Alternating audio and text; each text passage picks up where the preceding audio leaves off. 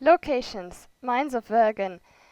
They said plants unseen anywhere on the surface grew in these mines, and among others, the one needed for Saskia's cure. The area around Vergen was supposedly riddled with mining shafts and corridors. Some had not been used for long, others had been closed more recently. I'm hardly an expert on mining, and dwarves can be extremely secretive and tight-lipped about the subject. A few allusions they made, however, painted a picture of caves, tunnels, and excavations drowned in darkness. At one time these mines had accounted for Vergen's significance, but now they were abandoned and haunted by dangerous creatures. Needless to say, this description did not encourage yours truly to examine them closer. Forest ravines.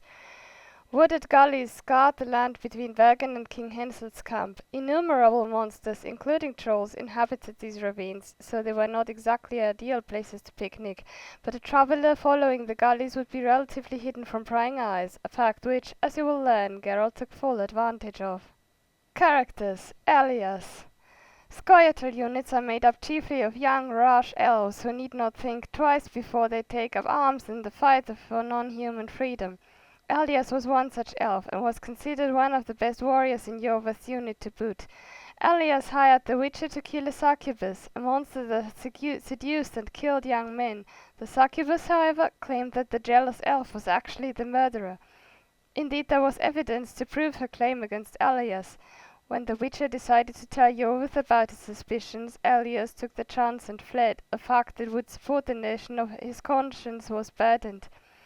Ele'yas hired the Witcher to kill a Succubus, a monster that seduced and killed young men. The Succubus had a what?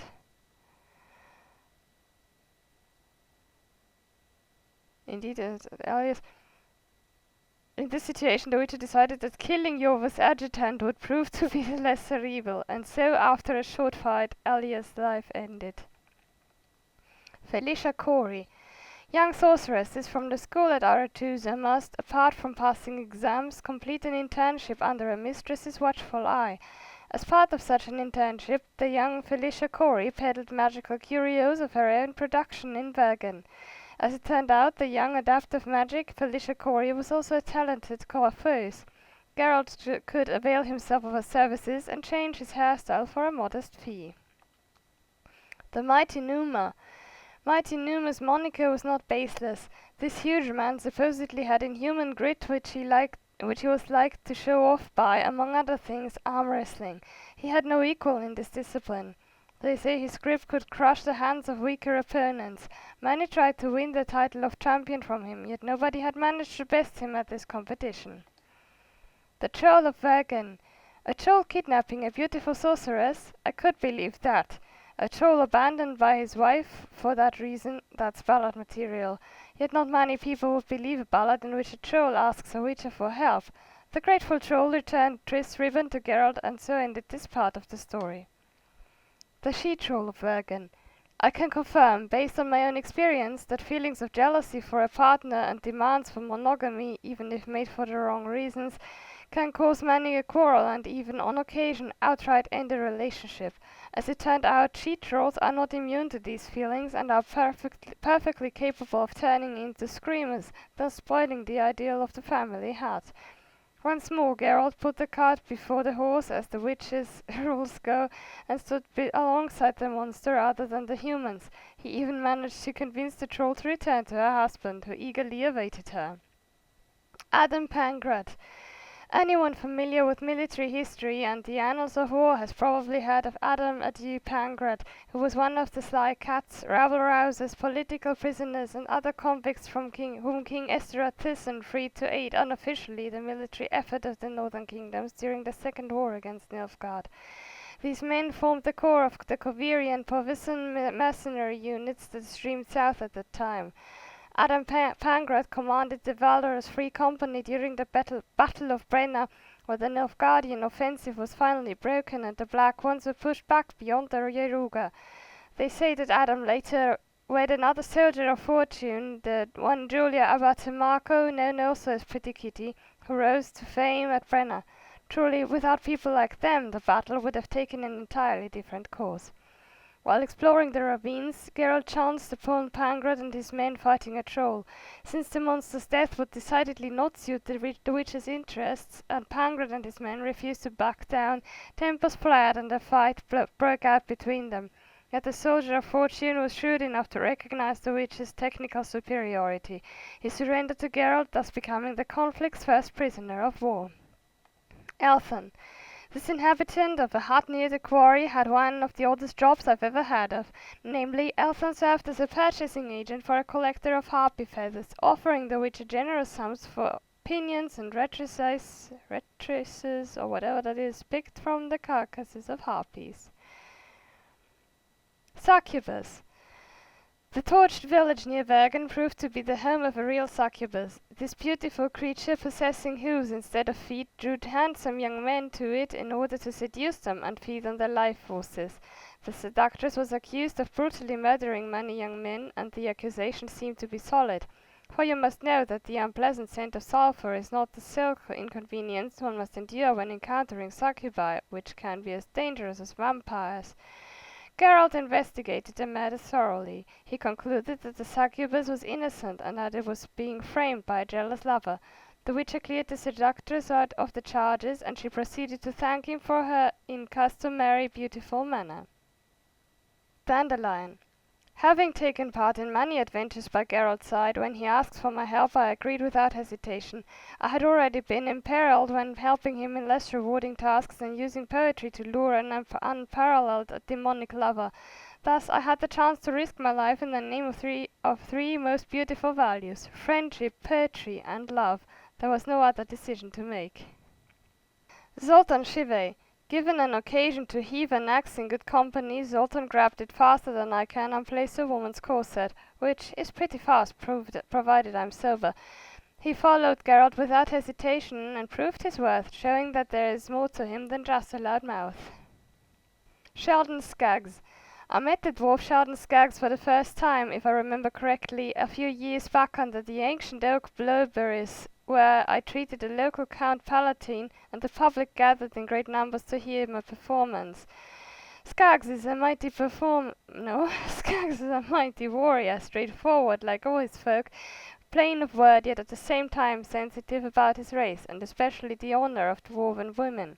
As a veteran of Sodden and Brenna, where he fought as an officer of the Mahakam Volunteer Detachment, he appreciates songs of military and heroic deeds. He does not hesitate to express his appreciation through material means, thus disproving those who would portray old dwarves as misers insensitive to true art.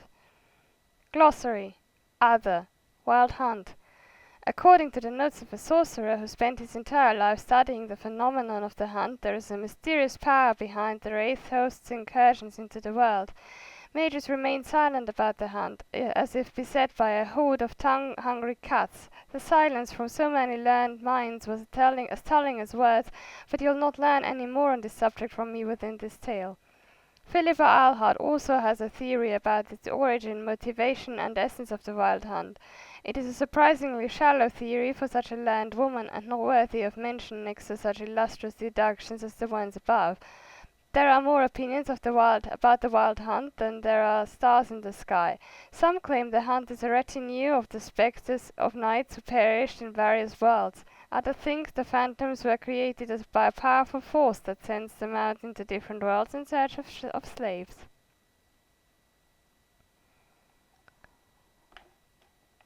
Geography. Dol Blathanna. In the Elven tongue, Dol Blathanna means the Valley of the Flowers. Anyone who sees this land with their own eyes would admit the aptness of this poetic name. Once the southeasternmost province of the kingdom of Aden, it became the sole and sovereign realm of the Free Elves following the last war against Nilfgaard, when Emperor Emir of Emrys gave the elves the lands in return for their wartime service. Dol Blathanna is ruled by the elven sorceress Francesca Findabair, known also as Enedan Gleana, however you pronounce that, the Daisy of the Valley.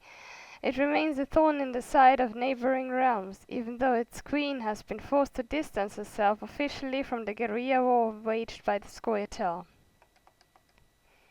Politics. Conclave of Sorcerers. The Conclave was, next to the Supreme Council of Sorcerers, one of the two main bodies ruling the magicians.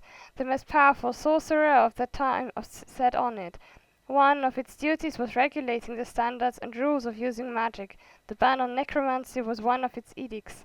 Before the Thanad Rebellion, a large part of the Conclave conspired with Nilfgaard. During those events, most of its members died, the sole survivor being Francesca Findabair. After the coup the Conclave was not reactivated, thus many mages do not respect the restrictions it had created. Francesca Findabair. Though she does not appear in our story, the elf Francesca Findabair, known also as Dandelion or the Daisy of the Valley, certainly deserves mention. After the coup on Thanad Island, during which she sided with the mages who had allied themselves with Nilfgaard, Francesca became the queen of Dol Blathanna, the state of the free elves created somewhat whimsically by Emperor Emir. And it is widely considered the most beautiful woman in the world. This pure-blood unshade with dark gold hair and penetrating azure eyes is also a powerful sorceress, possessing a tremendous command of the famed elven magic. Aelirenn. The story of the one known as the White Rose of She'Troll is both sad and tragic. Over 200 years ago, Aelirenn led elven youth into a hopeless fight against humans. This heroic dash could end in only one way. They died for freedom, for stone and marble of the cities, and for Aelirenn. Just as she promised, they died with dignity, heroism, honor, yet elves could not rise again after that defeat. However, she remains a symbol of fighting for freedom to this day, and elven insurgents go to battle with her name on their lips. Thanad Island Revolt.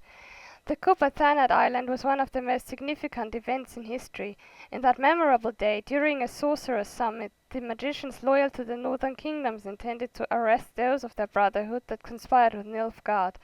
The conspirators, on the one hand, prepared a coup against their confratres. They secretly led Scoia'tael and Nilfgaardian agents on Thanad. Many members of both factions died in the bloody battle that raged in the palace chambers, yet in the end the traitors had to flee for their lives. This event greatly reduced the mages' confidence, and many fell out of favour of the kings they served until then. Dan Banner. The Dan Banner rose to fame during the last war with Nilfgaard. A Cadwani light cavalry regiment, initially it patrolled the area around Pangratt. Called to the front, it proved its mettle during the incursion into Upper Eddon, but it was the chroniclers of the Battle of Brenna who made the unit famous. Because history likes to repeat itself, several years later the Dan Banner once again led Hensel's foray into Eddon. This time it suffered a crushing defeat at the hands of an ostensible ally no less, the sorceress Sabrina Glavisic. Decimated beyond resurrection, the unit was never reformed, and its characteristic cloaks and beaver-skin caps, which once bred terror in the hearts of Cadwan's foes, became a thing of the past, though they remained identifying marks by which the unit's few surviving former members recognize one another.